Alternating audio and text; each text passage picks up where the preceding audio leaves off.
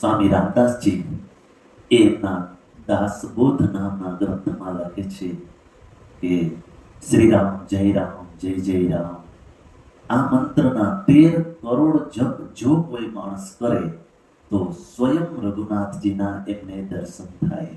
કોઈને થયેલા ખરા? તો આ વાત ગ્રંથમાં ખાલી એમને લખી દીધી છે કે ના આમાં કંઈ તથ્ય છે, એનું પ્રમાણ છે? કીધું હા.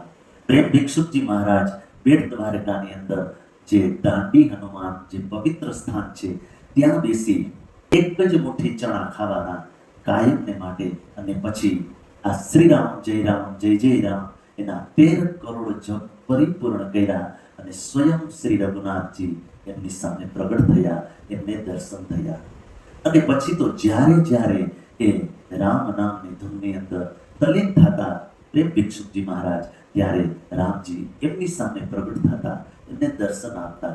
તો જે લખેલ છે ગ્રંથની અંદર દાસબોધ નામના ગ્રંથમાં એ સત્ય વાત છે, જેને વિજય મંત્ર પણ કહે છે, જેને નિજ મંત્ર પણ કહે છે, શ્રી રામ જય રામ.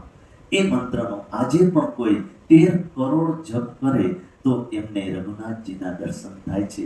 અને એ પ્રેમ ભિક્ષુકજી મહારાજે અખંડ ધૂન ગામે ગામ અને શેરે શેરની અંદર એમનો પ્રચાર અને પ્રસાર કર્યો. આજે પણ એ રામ નામથી એ શેર અને એ ગામ ગુંજે છે. આ અખંડ ધૂન પ્રેમ ભિક્ષુકજી મહારાજનું દેન છે, જે ગામે ગામ અને શેરે શેર અખંડ ધૂન ચાલે છે.